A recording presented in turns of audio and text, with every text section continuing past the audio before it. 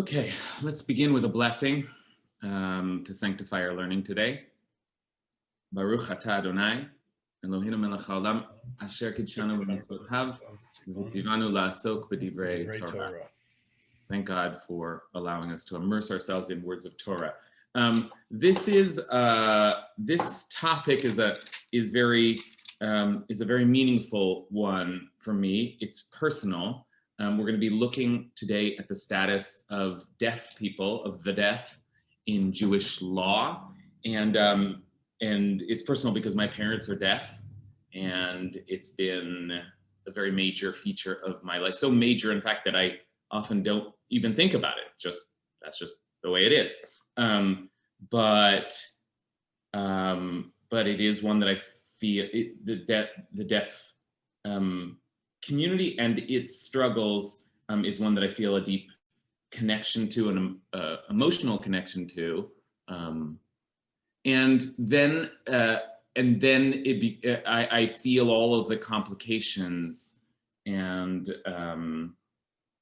difficulties that deaf people encounter in the Jewish community, like at large, but specifically, and today we'll be looking at in Jewish law. I have to say, I've never taught this topic before. And it seems strange. I mean, part of it is that I'm not really a halachic expert. I'm not an expert in Jewish law. And a lot of the questions here come down to questions of Jewish law, permitted or forbidden. And those questions we generally reserve for the greatest of Jewish legal minds. It's considered, reckless or inappropriate to just sort of like offer legal opinions if you're not holding, as they say, if you're not holding all of the material. And I want to say that I have relied in preparing for this on someone who is very much holding, Rabbi Dov Linzer, my Rosh Yeshiva in rabbinical school, Rosh Yeshiva of Chovevei Torah, who in fact has done a lot of really excellent work thinking about disabilities in Jewish law. And in fact, the issue, I think, is personal for him too. He has people with disabilities in his family. And it's interesting to think about the relationship between a person's personal experience and and the kind of Jewish law that they render. Here, by the way, before I forget, is a link to an article that Rabbi Linzer wrote, and this is just the first part of the article. And if you click at the bottom, you can get the second part, which will cover much, much, much more than we're able to do today. The other reason, though, I have to say, speaking of personal, that I have not taught these laws before is that is because it's personal, because I feel like nogea b'davar, like I feel biased. It's very hard for me to think through these issues dispassionately and just try and figure out what the law actually is. I think that's a challenge that all judges or legal minds face. And in this case, it feels like I would have to recuse myself. I feel like, I have such a clear agenda here. I want so desperately for deaf people to be recognized in their full humanity by Jewish law. And so I think I've refrained from teaching this topic because I've thought, I don't know enough of the material, and I want so desperately to get to one particular answer, and doesn't make for a balanced and objective, if there is such a thing, approach to a legal topic. But we're learning Mishna together, and in the Mishna, one of the great things about learning anything Kasher in order, but certainly the Mishna, one of the reasons we're learning the Mishna is that you just encounter everything when you move through the Mishna, and you just got to deal with it as it comes. And this week as we move through the Mishna, we're encountering Mishnah Trumot, which deals with the tithing system, the produce that would be taken and given to the priestly class, so that they would have food while they ran the temple. And in this Mishnah, we're going to receive, and the Mishnah, another funny thing about learning the Mishnah is that you kind of get information along the way. We're talking about the tithing system, but along the way we mention the deaf, and then while mentioning the deaf, we give a definition of the deaf person and his or her status in Jewish law. Okay, so that's what we're going to take a look at, is the Mishnah. But I thought I should finally really not just teach the Mishnah, but try to work, and I spent the last couple of days trying to work through the laws that dictate the status of a deaf person in Jewish practice, in Jewish ritual. And I want to, let's see, first of all, I want to give you the source sheet that we're going to look at today. Let me do that first before I continue. I'm having some trouble with my computer. And Ikar won't buy me a new one. Will you tell Ikar to buy me a new computer? No, I'm just kidding. Let's see here. No, I can't get it right.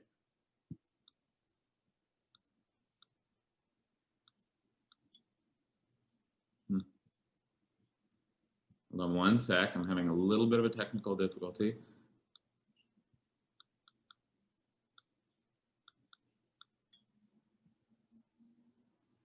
Okay, I think I'm going to not share it with you yet until, I'll just screen share for now, and I'll work on trying to share it. But I want to start with, we're going to head into the Mishnah, but I want to start with the deaf person as they appear in the Torah itself. Because if you think about it, if you recall, if you've read through the Torah before, you'll remember that there is actually a verse in the Torah that refers to deaf people. And it's actually a very famous verse in the Torah, but not famous because of its reference to the deaf. Does anyone know which verse I'm talking about? Do not curse the deaf. What's that? And so Yonatan, but I thought curse the deaf. Oh, sorry. Do not curse the deaf. I think Payam had that answer as well. And that's right. The reason that it's famous, anyone know? Because of the continuation of that verse is, and do not place a stumbling block before the blind. Okay, so this is the verse as it appears in Leviticus. You shall not, lo tekalel cheresh, you shall not insult the deaf, or literally curse. This translation had insult, and I wanted to keep it actually, because I think that's a good sentiment to keep in mind. Lo tekalel cheresh, and this is the word that we're going to be spending a lot of time thinking about today. Lo tekalel cheresh. See, something's wrong with my mouse here, which is why I'm having problems with copy, but there it is. Lo tekalel cheresh, you shall not insult the deaf or place a stumbling block before the blind. Now, why not insult the deaf? Why shouldn't you do that? It's not nice, but why else? What's the meaning of this verse? Why should you not curse the deaf or place a stumbling block before the blind? Leah, I see Leah wanting to give an answer. Well, they have no knowledge if they can't defend themselves. Good, exactly right. The implication seems to be, don't curse the deaf who cannot hear you cursing them. It's like maybe you shouldn't curse anyone, but that's like adding insult to injury, and that's partially why I think it's translated as insult. It's like you're saying something about them that they cannot hear. They cannot. They don't have any chance to respond to your attack. Okay. All right. So that's the general sentiment that the Torah, and I just want to like hang for a second on that note and just really take in the fact that the Torah, the divine Torah that is the bedrock of our entire tradition, has a verse on the deaf, and it is one that encourages sensitivity to and respect for the deaf. mandates that we not take advantage of their condition to speak disparagingly of them without their knowledge, right? So I would like to just sort of like start with that ethic in our consciousness, and to a little bit speak that ethic to the Jewish legal tradition, to say like, hey, as we begin to process this issue, let's make sure that we do so in a way that is respectful to the death. The Torah herself encourages that. Okay. All right. Having said that, we'll now head into the Mishnah. But before we do, I see a hand. Matt? Matt, did you have a thought? No, I'm fine. Thank you. You can move on. You're fine. Okay. All right. So now let's head in, and I'm having so much trouble today. I'm not going to be able to share the source sheet with you today, so we'll just learn it together. Some technical difficulties here, but not, I hope, too obstructive. Okay, so here's the Mishnah. Here's our subject matter in this class. We look at the Mishnah. We're at the Mishnah in Trumot, which again are the tithes that one gives, the kind of donation to the temple, to the priestly class. But the very first Mishnah in Trumot lists, as is often the case, actually, this is stylistically something to keep in mind, whenever there's a kind of a mandate or a category, the rabbinic tradition often starts by giving you the exceptions to the category. And that's where we start here. So chamisha lo yitramu, 5 may not give truma, ve'im tarmu ein trumatan truma. And if they did, it doesn't count. In other words, their actions are not legally significant. Okay. And here are the 5. Cheresh, shote, v'katan.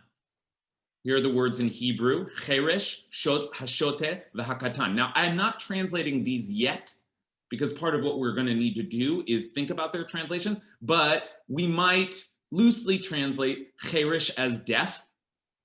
Shote is, well, it's complicated in part because we are also redefining our terminology around how we speak of people who are mentally challenged, mentally incapacitated.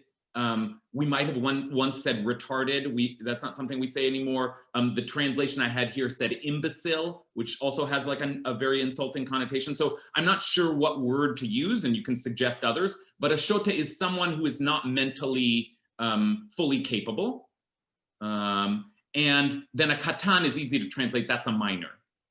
Okay.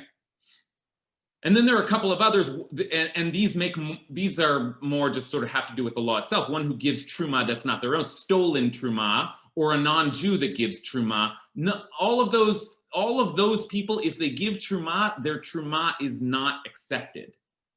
Okay, and they don't give truma. But for our purposes, it's the first 3 that really interest us, because this is a category that we'll see come up again and again in the Mishnah and in Jewish law. Cheresh, shote, v'katan. So let's just think for a minute, what is that category of a person who can't hear, a person who is mentally not fully developed, and then a minor? What's that category? Why would those 3 people, and we'll see it soon again, cheresh, shote, v'katan, cheresh, shote, v'katan, that category will come up again and again. What's that category? Let's try and I just would love to hear if you have some sense of, oh, I see what they're doing. What is that category? Payam? It's a lack of consent. And I think what's important is to take the context of the times in which most of agreements are probably oral. So as opposed to being in writing, if it's an oral agreement, the person can't hear what you're saying. They can't really negotiate. Excellent, excellent, excellent. Okay, so Payam is giving us a definition that takes us already like a few generations further. This principle we will see articulated eventually, but Payam articulates it already in sort of complete form, which is and this is just a theory of the category. It's not official, but some opinions will suggest what Payam has suggested, which is that it is about their ability to express their, and consent is an important word here that Payam gives, a person who is able to, with full knowledge of the context, assent to the context, to say with full intelligence, yes, I participate in that. and a child or a mentally enfeebled person cannot do that because they simply are not thought to have sufficient ability to consent. And then the question is, why a deaf person also? And Payam suggests that if we thought of the category as not able to express or give consent, then that would be both the person who doesn't have the mind to do that and the person who doesn't have the expression to do that. Okay, so I think that's an excellent attempt to give us a definition for the category. Anybody want to do another one? Anybody want to offer a different cheresh, shoten, katan?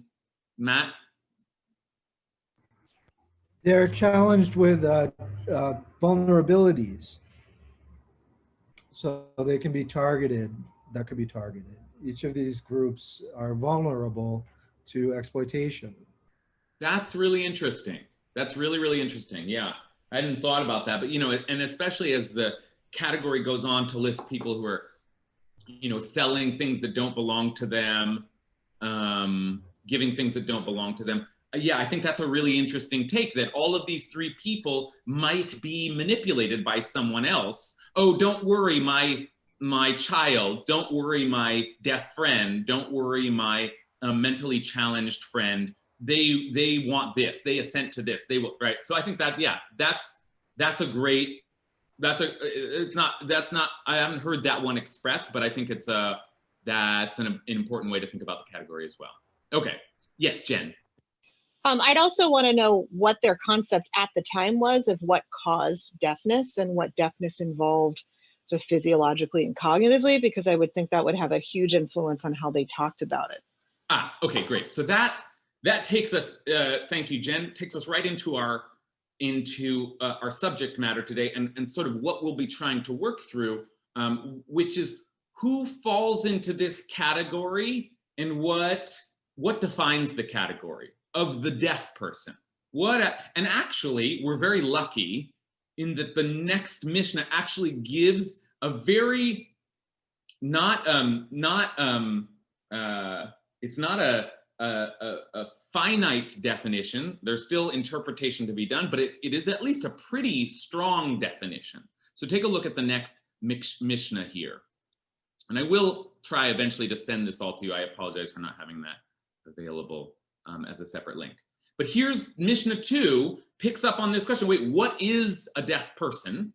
And we haven't yet gotten to Jen's question of, well, how did they become deaf? But we're going to start to head in that direction.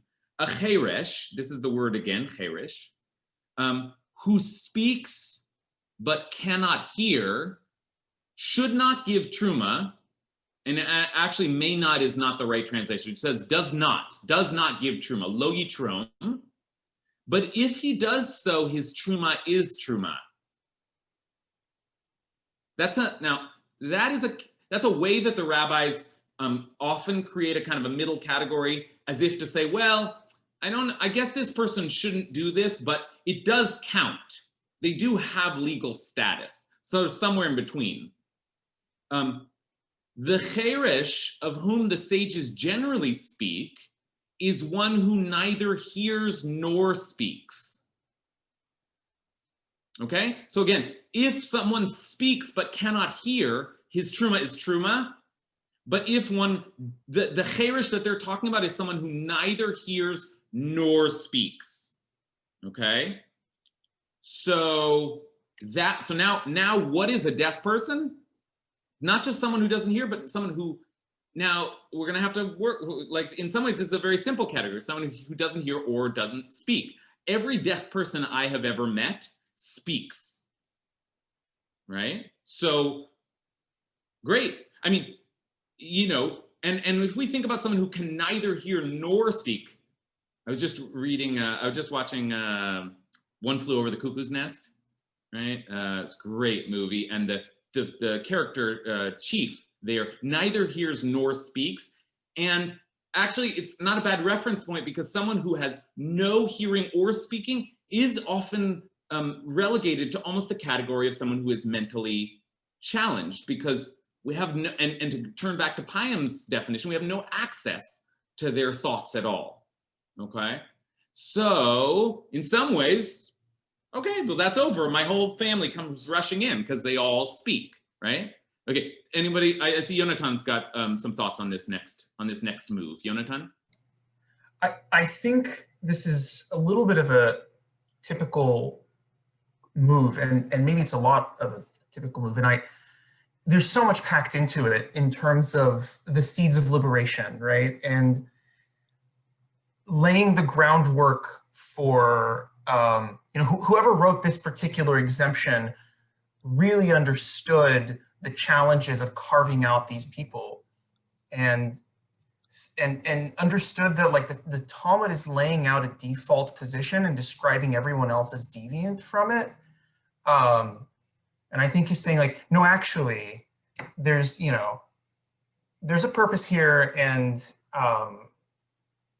everyone has the potential to access this principle that is truma, right? It's not there to be beyond your reach. Mm-hmm.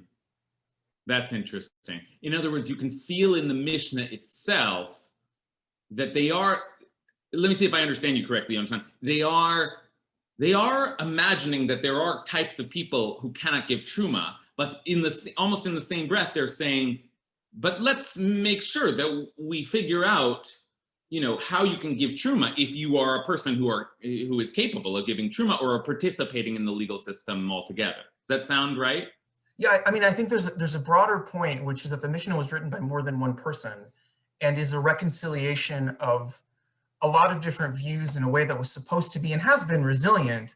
And so when you see these statements, I mean, we've had classes about this before in the first Mishnah class of like, oh, well, when the Mishnah says you have to pray by 10 p.m., it doesn't really mean you have to pray by 10 p.m., right? It's just like a way to reconcile very different worldviews and still preserve people's human dignity is what gets packed into these very tight paragraphs. Okay, I'm glad I followed up, because that's a more nuanced and in a way a trickier reading, as if to say, like, we're in this formulation, we're allowing for both the reality of a position that a deaf person cannot do this, and another position in sort of our collective, rabbinic consciousness, another voice that says, wait, but we're not talking about just any person who can't hear. That would be, that's an overreach, and somehow we formulated it in both ways, yeah?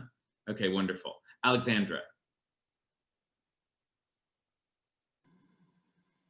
I'm a little like surprised by the Mishnah. It's like very like clear categories, because there are always people who sort of, well, I knew someone, I worked with someone who was deaf and did not speak, but we communicated in sign language and with writing, and his mind was brilliant, but people constantly made the assumption that it wasn't.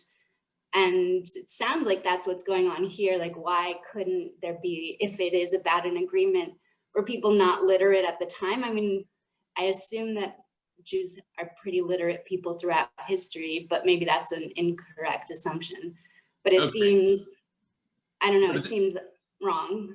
No, but okay, that's right. Alexandra is also pointing us forward, and we will eventually get to this question, but Alexandra sees it already, which is, wait a minute, what do they mean by speech? I said all deaf people I've ever met can speak, but some of them, many of them you would not understand if you did not know them, right? Because they don't know how they sound. So does it have to be good speech? What defines good speech? And once we're in that realm, Alexandra is also saying, well, what about writing? Or, and I'm sure many of you are thinking, what about sign language? Does that count? Now, if it does, and I want us to just like think about it, if it does count, then what does the category mean that someone who does not hear but speaks is, like, what is that category about? And again, we circle back to where Payam took us at the beginning. Maybe it's not about two physical capabilities that both have, or two physical incapabilities that both have to be present. Maybe it's about ascertaining something about the consciousness of the subject. Okay, I saw Randy had a hand, but I feel like maybe we said what you were going to say. Is that looked like a, oh, you anticipated exactly what I was going to say, which is the problem with the Mishnah, it seems to me, is what does that mean, who speaks? Does that mean speaks so that we can understand? Does that mean, what level of speech is that? And so for me, that was a red flag, if you will, right away. That was very problematic. Yeah. Okay, great. Okay. So here's where we stand. On the one, like a deaf person seems to be like a minor in Jewish law, not a full participant in Jewish law, not a participant at all. And yet the deaf person, this is a big statement. Whenever the sages talk about a deaf person, they're talking about someone who cannot hear and cannot speak. Seems like, wow, now we're out of the category that we thought we were in right away. And any deaf person who can make some kind of speech is 100% in, right? So what's the problem?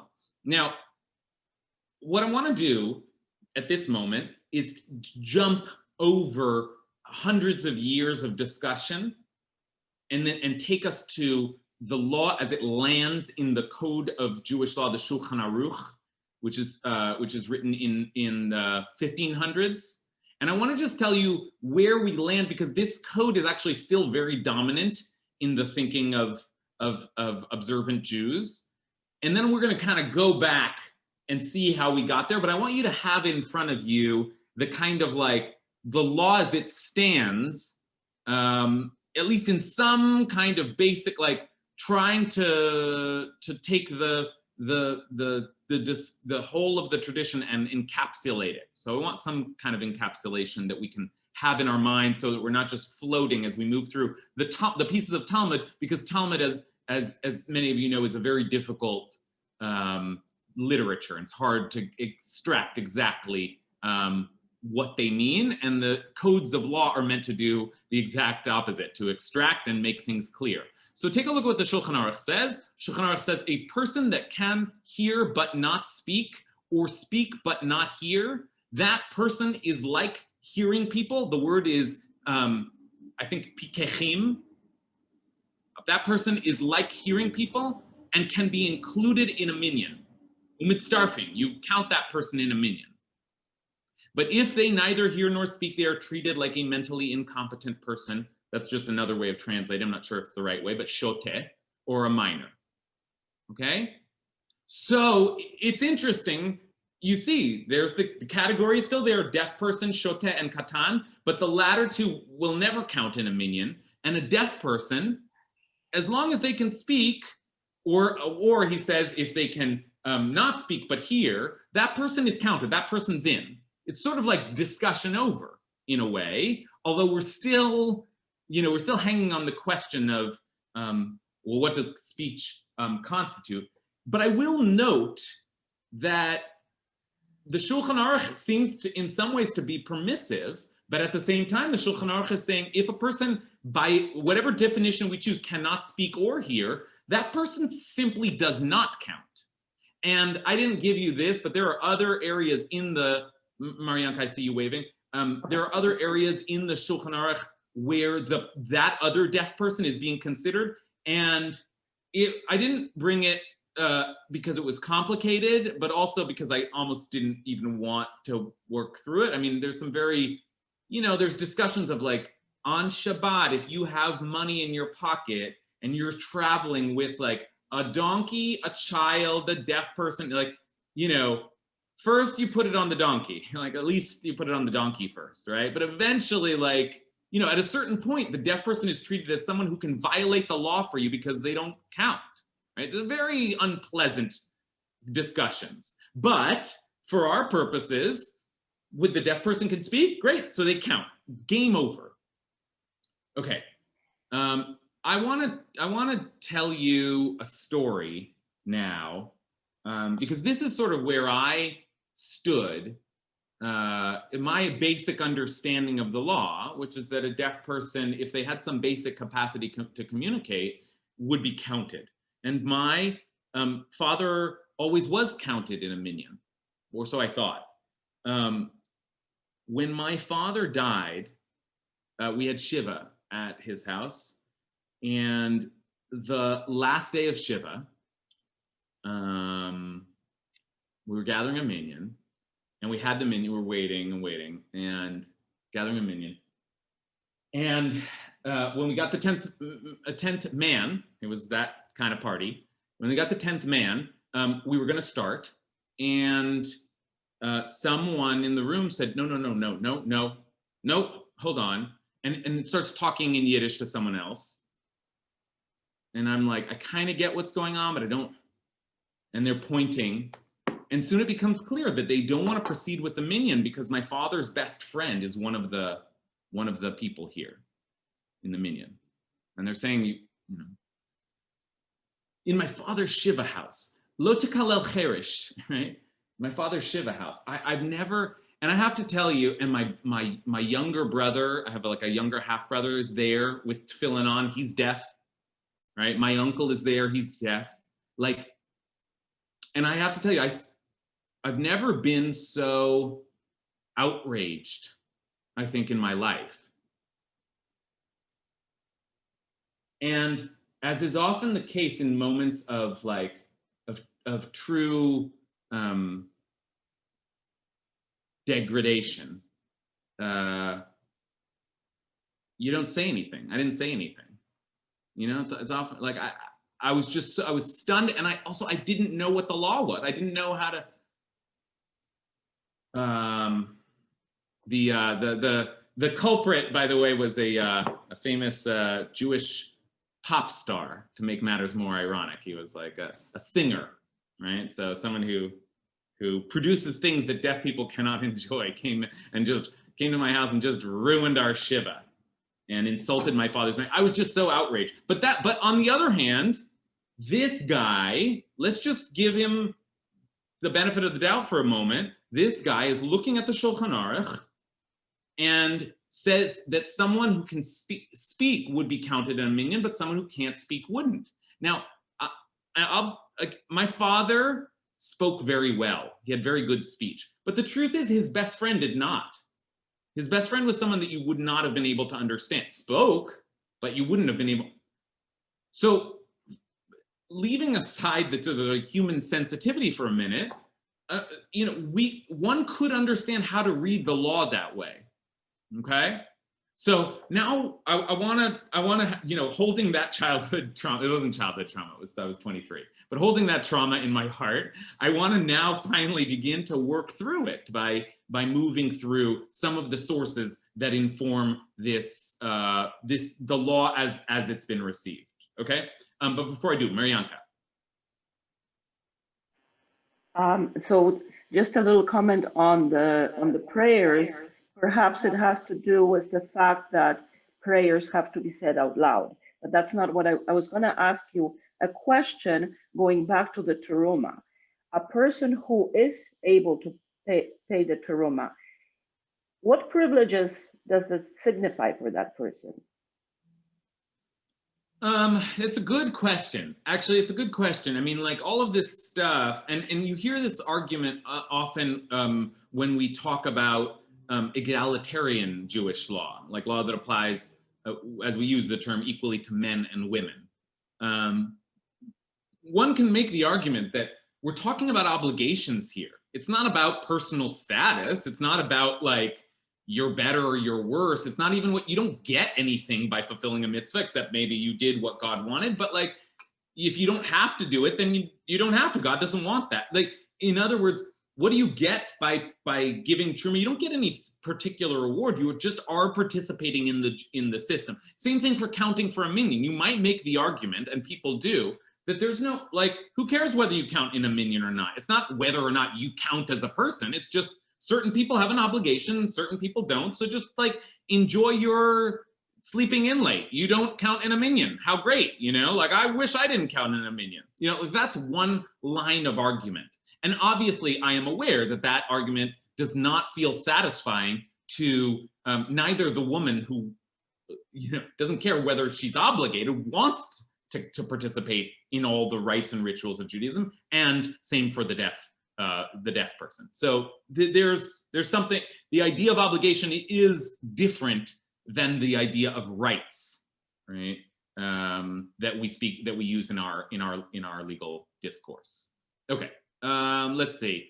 I want to move now forward in the into the Gemaras. I see Payam and Alexandra. Do either of you have something that you want to insert at this moment? Or yeah, Payam.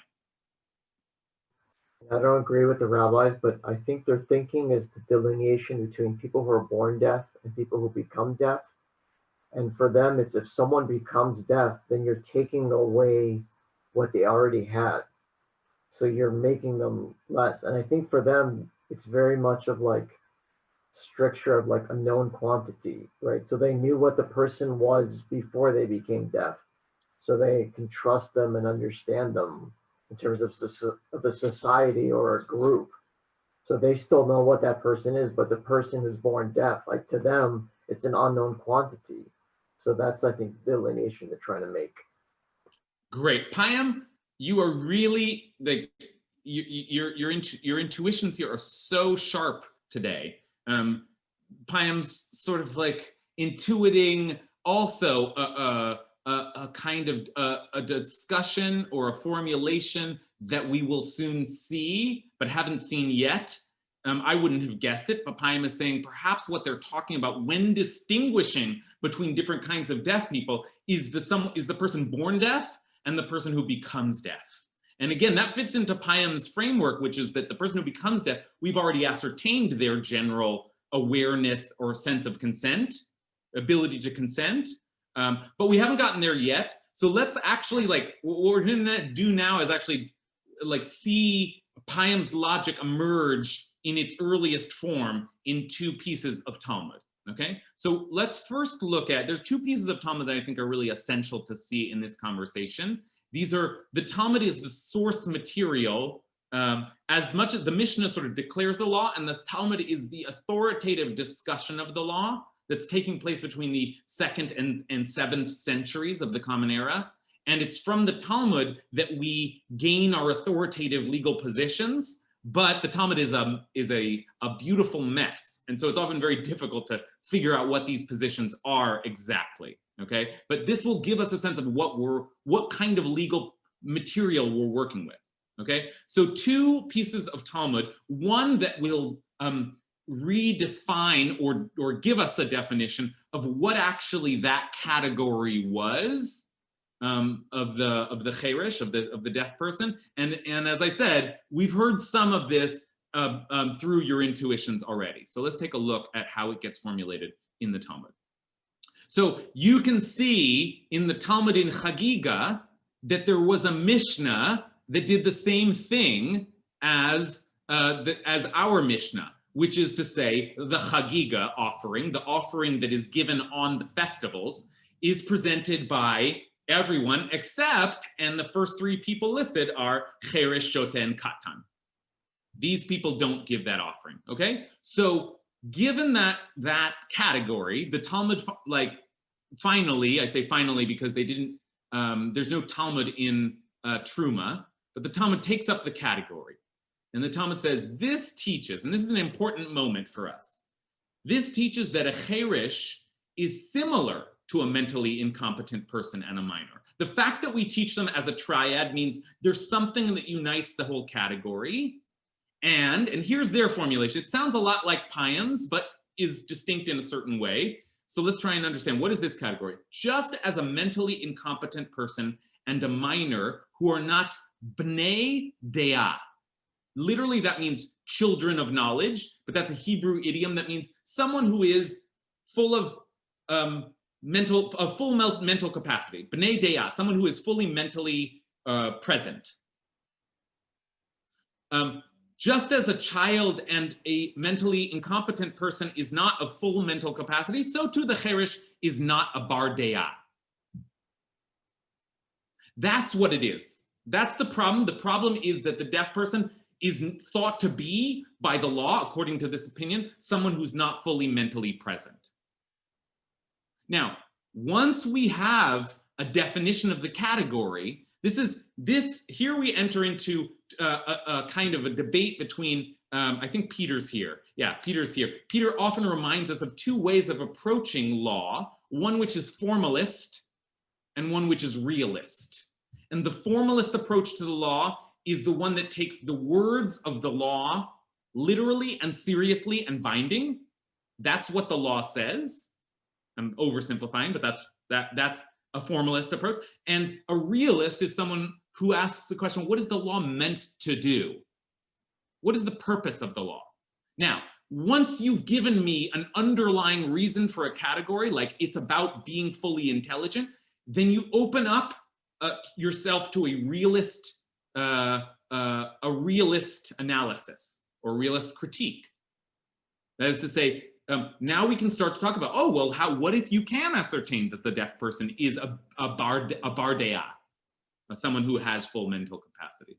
Now, the Talmud does an interesting thing here. I want to just show you before we finish, because it's a little confusing, and the Talmud is always confusing, so I'm not sure that we can resolve it, but let's just see that the Talmud also says, right, so we've given this full mental capacity definition, and the Talmud says, yeah, we already learned this, because they said in the Mishna, the cherish of whom the sages generally speak is one who neither hears nor speaks.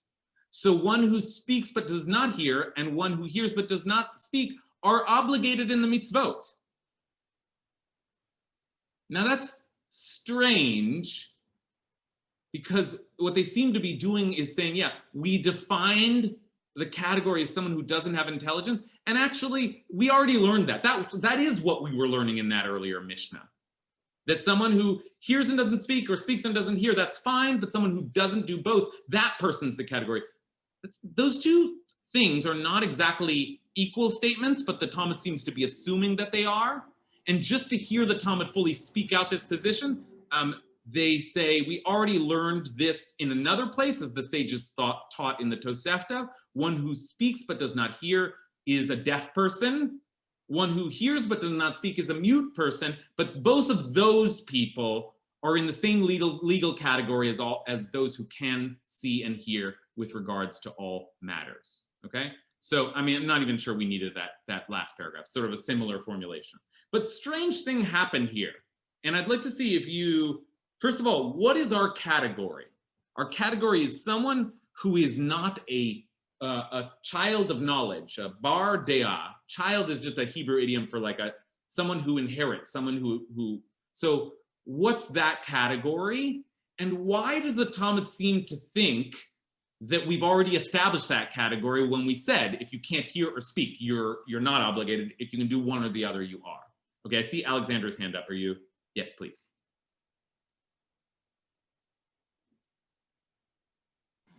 So I hope it's all right. I'm not answering your question directly, but to me, this all shows that, as I see it, the rabbis were not tzaddikim who were like elevated in their thoughts that all humans are equal, but they were sages, like clever interpreters of the law, but they were still subject to the low-level thinking of their time. And to me, it shows like such a disparity between the Torah and the rabbinic interpretation, and that the need for like really questioning the laws as they've been interpreted by the rabbis, because they were writing these interpretations, these human interpretations of divine law, while being subject to the low-level thinking of their time. That's how I'm seeing all of this. Yeah, I mean, look, I resonate very strongly with what you're saying. I'm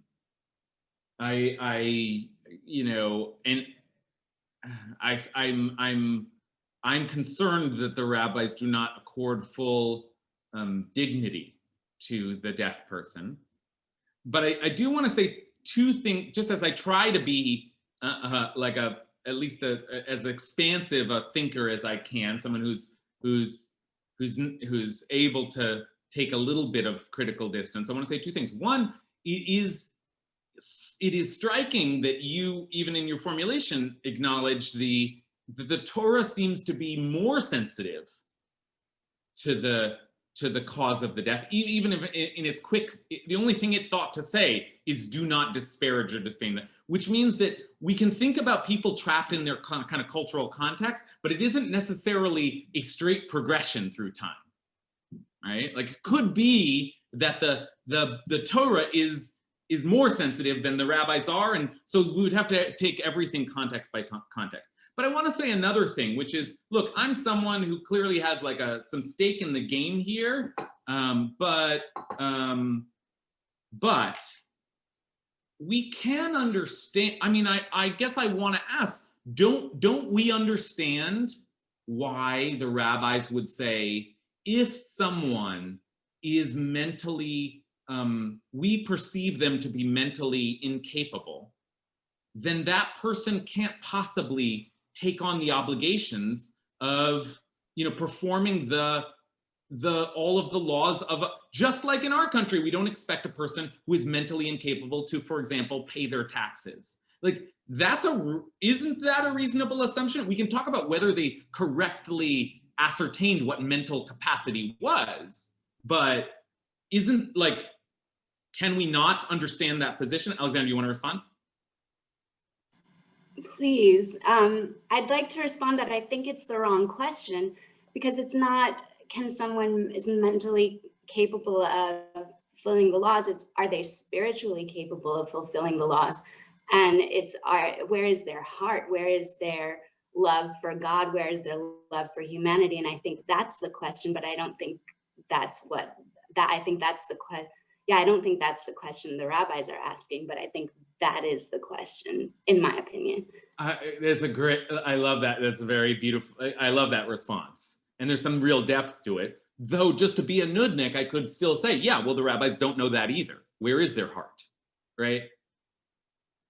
You have an answer to that as well. But you can't, that's the point, like you can't know that. So people should be able to participate. You can't ever know someone's heart, and so we can't use that category. Okay, that's interesting. That's interesting. Okay, Yonatan? I really want to lean on something Payam said earlier and dispute your definition a little bit of b'nei de'ah, because it's a similar term, but it's not the same as some terms like bar da'at. I don't think it means people who possess knowledge. I think it's people who have an opinion. De'ah is in like a position, an opinion. And I think that what the text is saying here is you have a right to have a legal opinion about whether or not you should be paying truma. And if you can't make a case that you do or do not have a role here, that you are or not bound by a particular law or should observe it in a particular way, we're not going to obligate you to live by that law. And that's where communication is so important, that the person has agency in applying the laws to themselves. Yeah, that's a really interesting definition.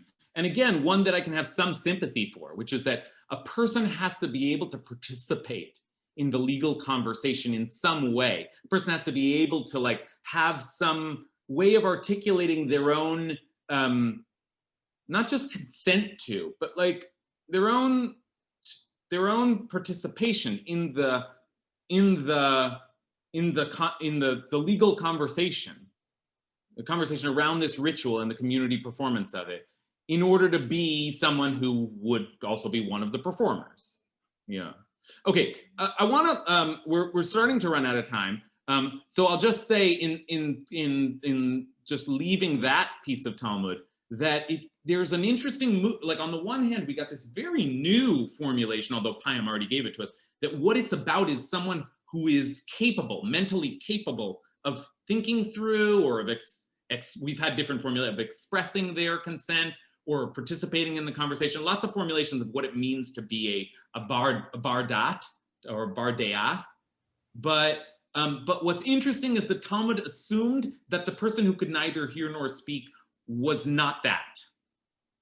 So there's a kind of like, there's an opening to a realist approach, which is like, well, let's think, can that person intelligently perform their life or their ritual?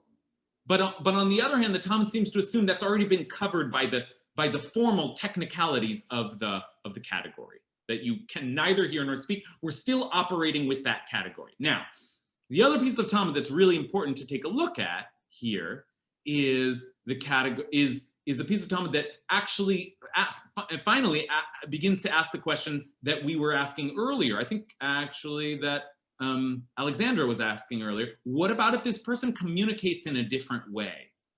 And Rav Kahana's position here is a really important one for us to keep in mind. Okay, so let's take a look. Let's see, Rav Kahana.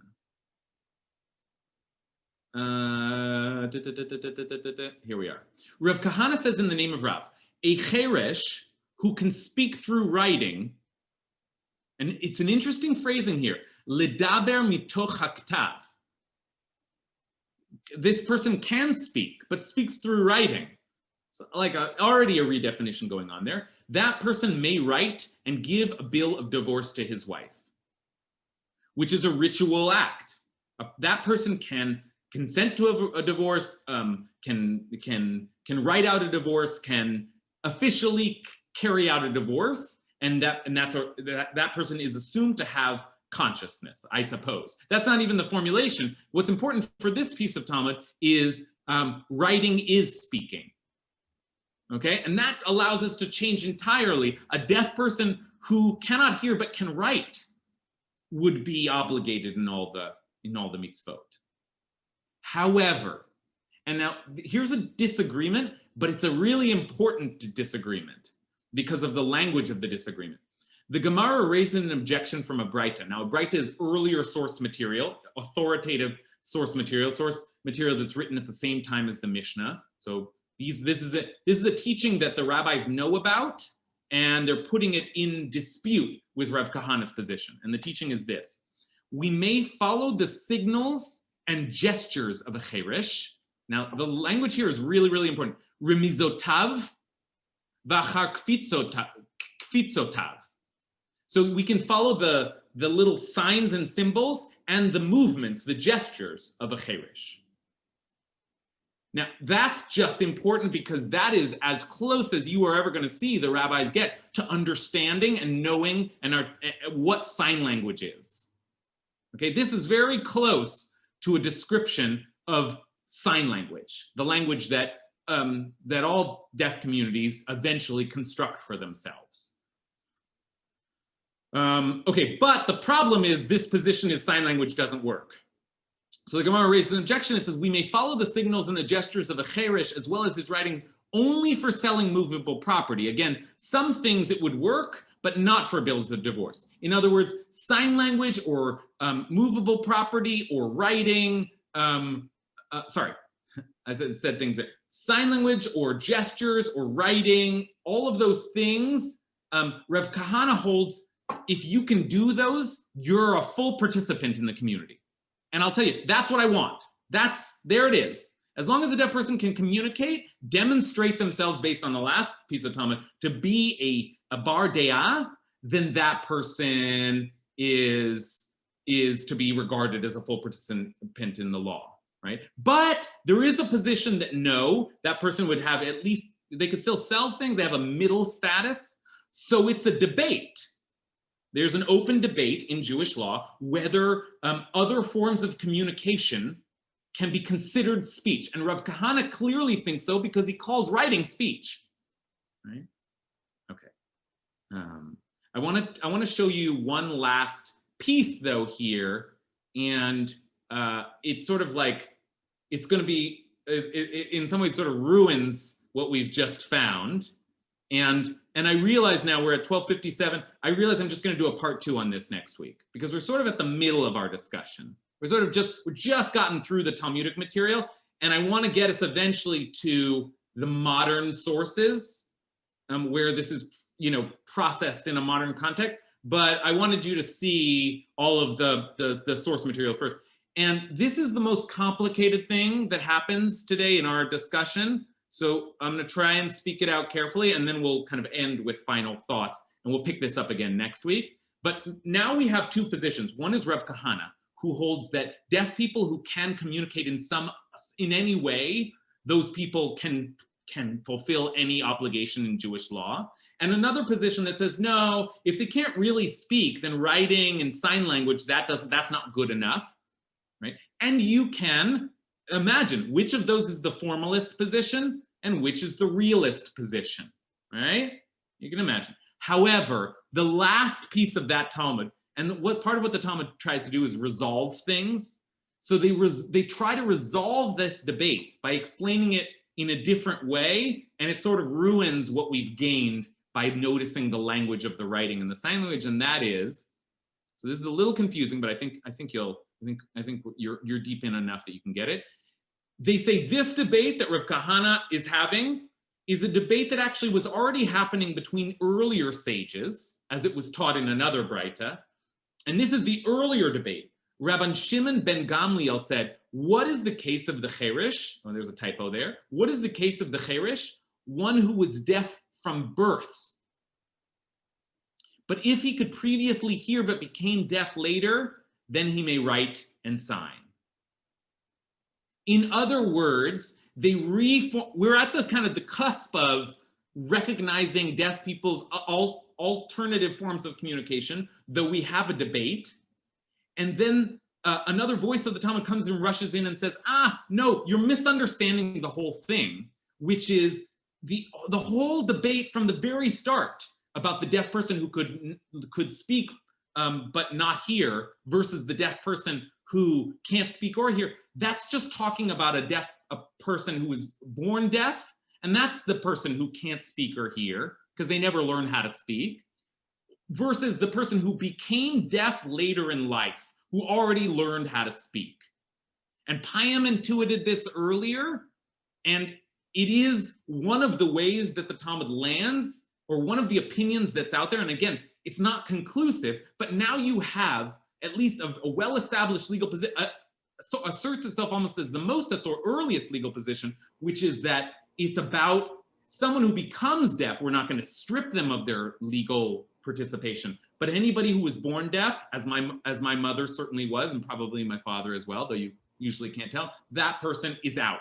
So in the last twist, we suddenly we took the category that had so much space in it for deaf people that we are familiar with, and suddenly compressed it so that all that it leaves room for is someone who became deaf later in life, right? And you can see why the sages would want that category. They certainly don't want someone who loses their capacity to hear in middle of life that seems like, oh, that person suddenly can't participate in the mitzvot. The rabbis wouldn't go that way. So you can see their motivation, but it obliterates the category we've been working so hard to construct, which is one which recognizes a deep understanding of the consciousness or intelligence of the deaf person and their ability to communicate through all sorts of means.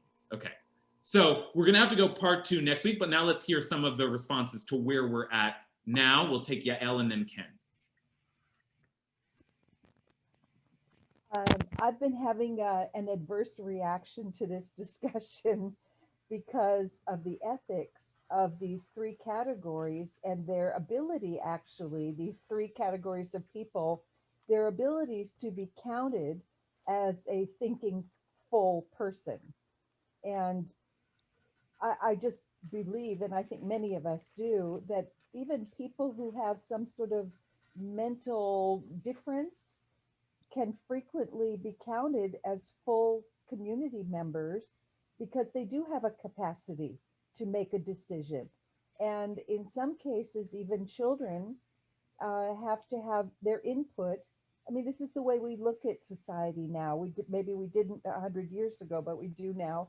And people with different abilities regarding hearing, seeing, that doesn't really reflect the fact that their mental capacities are diminished. Great. That's a very, very important comment that Yael makes. We focus today on the deaf, but we could think about the category of the shoteh. What is that category and who fits into that? And do we really want to leave that category uninvestigated? I mean, could it be that a mentally challenged person can still demonstrate some level of consent, some level of intelligence, some level of participation in Jewish ritual, right? Sufficient. What does it take? I mean, I mean, are all Jews brilliant? I mean, there are a lot of dumb Jews out there, but they count. So like, what exactly does it take? Or a child even, right? We just had a bill in California, like a 17-year-old maybe should be able to, right? It's funny because in our law, it's 18, right? But Jewish law, it was 13. So what exactly constitutes a child? And would we question that category as well? And let's, of course, remind ourselves that there was a major category of people who were excluded from participation in Jewish ritual, and that is women. And we've certainly gone to great lengths to re-understand that category in our community. So maybe actually it isn't just about like figuring out the particulars of the death, but rethinking what these limited categories were meant to do and whether they ought to be expanded. Yeah. Okay, Ken? Not to throw another monkey wrench into this whole thing, what about the person who at birth is not deaf, but becomes deaf as a minor? Yeah, right. That's interesting. Exactly. I mean, yeah, now you're in the legal conversation, but it's a conversation as you see where you sort of have the ability to kind of select your paradigm of analysis. In other words, you can take up this question of, well, maybe the deaf person that the sages were talking about was someone who became deaf later in life, but then at what point exactly do they become deaf later in life? Or do you take up the position of the Talmud that it's really about knowledge and just isolate that definition and say, oh, well, as long as we can establish knowledge? Or do we have the right, as my preference would be, to take up Rav Kahana's position and say, well, here is a sage of the Talmud who believed that you could establish a deaf person's full status through their ability to communicate in any form, and that's all there is to it? Or do you think, no, the last pass of the Talmud said that no, even Rav Kahana was only talking about someone who had become deaf later in life, so we've lost that position, right? So you can see, like, at this point, there are a lot of opinions out there, and it's a bit of a legal mess, and that sets us up, I think, well to next time take up how these opinions have been processed throughout the ages, and especially we'll look next time at the modern Chuvot, responsa, which deal with the deaf community that modern people are encountering, which for the first time is being able to distinguish itself as a fully functioning community, and that'll change some of the discourse that we see here. So let's stop there. If you want to preview, first of all, sorry I couldn't send you the source sheet for this class. I'll figure out what's going on with my computer, and I will attach it to the posting for this class on my Facebook page. And I also gave you a link to the article that Rabbi Linzer wrote on this, a much more thorough discussion of the sources we looked at today. And at the end of that article, if you click to part 2, you'll get a preview of some of the sources that we're going to look at next time. Okay, thanks everybody. This is very meaningful for me to finally be delving into this material in a serious way. It certainly matters a lot to me and to my family. So thanks for helping me along the way. Thank you for bringing this up. Next week, thank you. Just a heads up that I have a Hanukkah boot camp, the Laws of Hanukkah, tomorrow night at 6. If you want a little primer on the laws on how to Hanukkah and what the meaning is behind all the little particular laws. Okay, great learning with you today. I hope to see you all next week. Shavua Tov. Thank you.